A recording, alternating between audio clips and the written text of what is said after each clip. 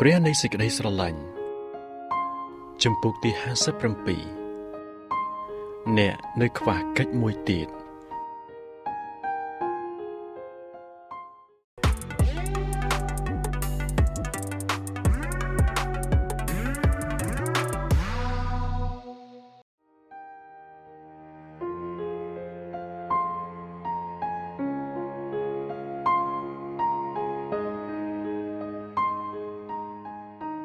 កាលទ្រង់បានយាងទៅតាមផ្លូវនោះមានម្នាក់រត់មកលុតជង្គង់ក្រាបចុះនៅចំពោះទ្រង់ទូលសួរថាលោកគ្រូល្អអើយ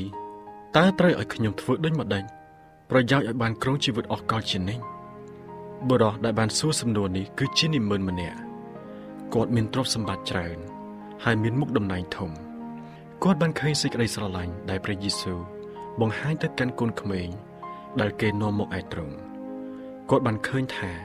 ទ្រង់ទទួលគេដោយថ្នាក់ថ្នមព្រមទាំងចាប់គេ3ត្រកងធ្វើឲ្យចិត្តគាត់ពោពេញដោយក្តីស្រឡាញ់ដល់ទ្រង់គាត់ក៏ចង់ធ្វើជាសិស្សទ្រង់ដែរគាត់មានចិត្តរំជើបរំជួលជាខ្លាំងណាស់បានជានៅពេលព្រះគ្រីស្ទយាងចេញទៅគាត់ក៏រត់តាមទ្រង់រួចលុតជង្គង់ចុះនៅទីព្រះបាទទ្រង់ហើយសួរដោយស្មោះអស់ពីចិត្តនៅសំណួរដែលមានសារៈសំខាន់ដល់ជីវិតគាត់និងជីវិតនៃមនុស្សរាល់រូបទៀតថាលោកគ្រូល្អអើយតើត្រូវឲ្យខ្ញុំធ្វើដូចម្តេចប្រយោជន៍ឲ្យបានគ្រងជីវិតអស់កលជានិច្ចព្រះគ្រីស្ទមានបន្ទូលថាហេតុអ្វី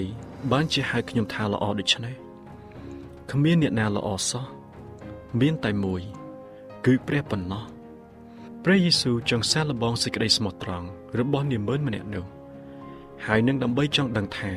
ហេតុអ្វីបានជាគាត់ហៅទ្រង់ថាល្អតែគាត់ដឹងឬទេថាអ្នកដែលគាត់និយាយទៅកាន់នោះគឺជាព្រះរាជបុត្រារបស់ព្រះតែចិត្តគាត់មានអារម្មណ៍យ៉ាងណាដែរមេដឹកនាំនេះធ្លាប់ប៉ាន់ខ្លួនថាខ្លួនសុចរិតគាត់ពុំបាននឹកគិតថាខ្លួនមានការខ្វះខាតចំណុចត្រង់ណានោះឡើយតែគាត់មានចិត្តមិនស្កប់ស្កល់សោះគាត់មានអារម្មណ៍ថាគាត់ហាក់បីដូចជាខ្វះខាតអ្វីមួយយ៉ាងដែលខ្លួនពុំមានតែព្រះយេស៊ូវអាចប្រទានវាឲ្យគាត់ដូចជាទ្រង់បានប្រទានពរឲ្យដល់កូនក្មេងតូចៗដើម្បីធ្វើឲ្យកង្វះខាតនៃជីវិតរបស់គាត់បានស្កប់ស្កល់វិញក្នុងការឆ្លើយតបទៅសំណួរនេះព្រះយេស៊ូវបានប្រាប់ដល់គាត់ថាការស្ដាប់បង្គាប់តាមព្រះគឺជាការចាំបាច់បើគាត់ចង់បានជីវិតអស់កលជានិច្ចទ្រង់ក៏បានស្រង់ក្រឹតបញ្ញត្តិខ្លះៗដែលបង្ហាញនូវភារកិច្ចរបស់មនុស្សចំពោះជនរួមជាតិរបស់ខ្លួនដែរចម្លើយរបស់មេដឹកនាំគឺជាចម្លើយល្អមួយហើយគាត់បានឆ្លើយយ៉ាងដូចនេះថាខ្ញុំបានកាន់តាមគ្រប់សេចក្តីទាំងនោះតាំងពីក្មេងមកហើយតែនៅខ្វះអ្វីទៀតនោះព្រះគ្រីស្ទក៏ទូតចំមុខរបស់បុរសម្នាក់នោះហាក់ដូចជាកំពុងឆ្លោះមើលជីវិតរបស់គាត់និងស្រាវជ្រាវអត្តចរិតរបស់គាត់ទ្រង់ស្រឡាញ់គាត់បានជាទ្រង់ចង់ប្រទានដល់គាត់នូវសន្តិភាពព្រះគុណនិងអំណរដែលនឹងបំផ្លាស់បំប្រែអត្តចរិតរបស់គាត់យ៉ាងសម្បើមនោះព្រះអង្គបានមានបន្ទូលថាអ្នកនៅខ្វះកិច្ចមួយទៀតគឺត្រូវទៅលក់របស់ទ្រព្យទាំងប៉ុន្មានចែកទានឲ្យដល់ពួកអ្នកក្រទៅនោះអ្នកនឹងបានទ្រព្យសម្បត្តិនៅស្ថានសួគ៌វិញរួចឲ្យផ្ទុកឈើឆ្កាងមកតាមខ្ញុំចុះព្រះគ្រីស្ទបានចាប់ព្រះទ័យនឹងអ្នកកំឡោះនេះទ្រង់ដឹងថាពាក្យដែលគាត់ថ្លែងមកនោះគឺស្មោះត្រង់មែនដែលនិយាយថាខ្ញុំបានកាន់តាមគ្រប់សេចក្តីទាំងនោះតាំងពីក្មេងមកហើយព្រះអង្គប្រោះលោះនៃយើងទ្រង់ទន្ទឹងចង់ឲ្យគាត់បានឆ្វេងយល់អំពីការចាំបាច់បូជាចិត្តនិងការចាំបាច់ត្រូវមានចិត្តសប្បុរសក្នុងជីវិតជាគ្រីស្ទានទ្រង់ទន្ទឹងចង់ឃើញគាត់មានចិត្តរាបសារហើយមានចិត្តសោកសៅដែលដឹងនៅសេចក្តីស្រឡាញ់ដ៏ឧត្តមដល់ព្រះហើយលាក់បាំងកង្វះខាត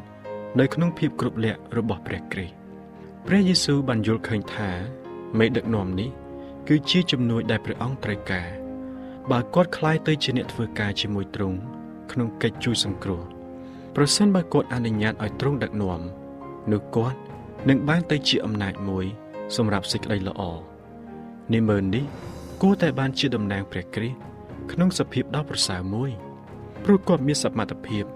ដែលបើរួបរวมជាមួយព្រះអង្គនោះនឹងជួយឲ្យគាត់បានក្លាយទៅជាកម្លាំងដ៏ពិសិដ្ឋម្នាក់ក្នុងចំណោមមនុស្ស ព្រះគ្រីស្ទស្រឡាញ់គាត់ដោយបានឃើញចរិតលក្ខណៈរបស់គាត់សេចក្តីស្រឡាញ់ចំពោះព្រះគ្រីស្ទក៏បានភ្ញាក់រលឹកឡើងនៅក្នុងចិត្តរបស់នាម៉ឺនម្នាក់នោះព្រោះសេចក្តីស្រឡាញ់បង្កើតសេចក្តីស្រឡាញ់ព្រះយេស៊ូវទន្ទឹងចង់បានគាត់ធ្វើជាអ្នកធ្វើការជាមួយទ្រង់ណាស់ទ្រង់ទន្ទឹងចង់ធ្វើឲ្យគាត់បានដូចជារូបទ្រង់ដែរដែលជាកញ្ចក់បញ្ចាំងរូបភាពរបស់ព្រះទ្រង់ទន្ទឹងចង់ធ្វើឲ្យភាពប្រសើរឧត្តមនៃអត្តចរិតរបស់គាត់បានលូតលាស់ឡើងថែមទាំងញែកចេញជាបរិសុទ្ធសម្រាប់ឲ្យទ្រង់ប្រើប្រាស់ប្រសិនបើមេដឹកនាំបានថ្វាយខ្លួនទៅឲ្យព្រះគ្រីស្ទនោះគាត់ប្រកាសជានឹងបានធំធាត់ឡើងក្នុងបរិយាកាសនៃវត្តមានរបស់ទ្រង់ទៅហើយបើគាត់បានសម្រេចចិត្តដូច្នេះនោះអនាគតរបស់គាត់នឹងបានខុសគ្នាយ៉ាងណាទៅព្រះយេស៊ូវបានមានបន្ទូលថាអ្នកនៅខ្វះកិច្ចមួយទៀតបើអ្នកចង់បានជាគ្រប់លក្ខចូលអ្នកទៅលក់ទ្រព្យរបស់ខ្លួនហើយចែកដល់ពួកអ្នកក្រីក្រទៅនោះអ្នកនឹងបានទ្រព្យសម្បត្តិនៅឯស្ថានសួគ៌វិញរួចឲ្យមកតាមខ្ញុំចុះនៅត្រង់នេះបង្ហាញឲ្យយើងបានឃើញថា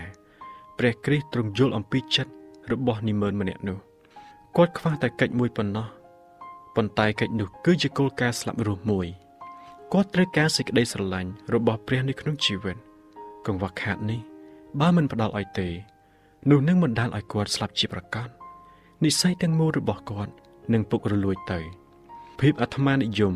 នឹងបានមាំមួនឡើងដោយសារការបណ្ដោយខ្លួនដើម្បីឲ្យទទួលសេចក្តីស្រឡាញ់របស់ព្រះត្រូវតែហ៊ានលះបង់ចោលនៅការស្រឡាញ់ខ្លួនឯងជាងអ្វីៗទាំងអស់ព្រះគ្រីស្ទបានសាកល្បងបរិសុទ្ធនេះឲ្យគាត់ជ្រើសរើសរវាងសម្បត្តិសួគ៌និងភាពឧត្តមនៃលោកីបើគាត់ដើរតាមព្រះគ្រីស្ទនោះប្រកាសជានឹងបានទ្រព្យសម្បត្តិនៃស្ថានសួគ៌ប៉ុន្តែត្រូវតែលះបង់ខ្លួនគាត់ត្រូវតែថ្វាយបំណងចិត្តឲ្យព្រះគ្រីស្ទគ្រប់គ្រងភាពបរិសុទ្ធរបស់ព្រះត្រូវបានប្រទានឲ្យនាម៉ឺនកំឡោះម្នាក់នោះគាត់មានបុព្វសិទ្ធិដើម្បីនឹងក្លាយទៅជាកូនព្រះនិងជាអ្នកគ្រប់គ្រងមរតកនៃទ្រព្យសម្បត្តិសួគ៌ជាមួយព្រះគ្រីស្ទប៉ុន្តែគាត់ត្រូវតែលីឈូឆ្កាងដើរតាមព្រះអង្គសង្គ្រោះលើផ្លូវនៃការលះបង់ខ្លួនព្រះបន្ទូលរបស់ព្រះគ្រីស្ទគឺជាការអំពាវនាវដល់លោកនាម៉ឺនឲ្យគាត់រើសយកព្រះណាដែលគាត់គោរពប្រតិបត្តិនៅថ្ងៃនោះចុះហើយព្រះយេស៊ូវបានទុកឲ្យគាត់ជ្រើសរើសមែនទ្រង់ទន្ទឹងទាំងអន្តេសាចង់ឲ្យគាត់ប្រែចិត្តទ្រង់បានបង្ហាញគាត់អំពីកន្លែងមានរោគនៅក្នុងអត្តចរិតរបស់គាត់ហើយទ្រង់ចាំមើលបុរសម្នាក់នេះថ្លឹងថ្លែងរឿងរ៉ាវដោយមានការចាប់អារម្មណ៍យ៉ាងខ្លាំងគឺថាបើសិនជាបុរសម្នាក់នេះសម្រេចចិត្តដើរតាមព្រះគ្រីស្ទនោះគាត់ត្រូវស្ដាប់បង្គាប់តាមព្រះបន្ទូលទ្រង់ក្នុងគ្រប់ទាំងអ្វីៗទាំងអស់គាត់ត្រូវតែងាកចេញពីគម្រោងការលោភលន់របស់ខ្លួនឯព្រះអង្គសង្គ្រោះទ្រង់បានទតមើលទាំងទន្ទឹងយ៉ាងអន្ទះសាក្រៃលែងចង់បានព្រលឹងនេះដោយសង្ឃឹមថាគាត់នឹងយល់ស្របនឹងការអំពាវនាវនៃព្រះវិញ្ញាណរបស់ព្រះគ្រីស្ទបានប្រទានលក្ខខណ្ឌតែមួយគត់ដើម្បីឲ្យមេដឹកនាំវ័យក្មេងម្នាក់នេះមានអត្តចរិតគ្រប់លក្ខព្រះបន្ទូលទ្រង់គឺជាព្រះបន្ទូលនៃប្រាជ្ញាបើទោះជាស្ដាប់ទៅដូចជាធ្ងន់ធ្ងរនិងតឹងរឹងបន្តិចក៏ដោយសេចក្តីសង្ឃឹមតែមួយគត់ដើម្បីឲ្យបុរសម្នាក់នេះបានសង្គ្រោះគឺមានតែទទួលស្គាល់ហើយស្ដាប់បង្គាប់តាមព្រះបន្ទូលទាំងនោះប៉ុណ្ណោះតំណែងខ្ពង់ខ្ពស់និងទ្រព្យសម្បត្តិរបស់គាត់កំពុងបញ្ចេញឥទ្ធិពលសម្រាប់សេចក្តីអាក្រក់លើអត្តចរិតរបស់គាត់ដោយមិនដឹងខ្លួនជាការពិតណាស់ប្រសិនបើគាត់នៅតែអោបក្រសោបវា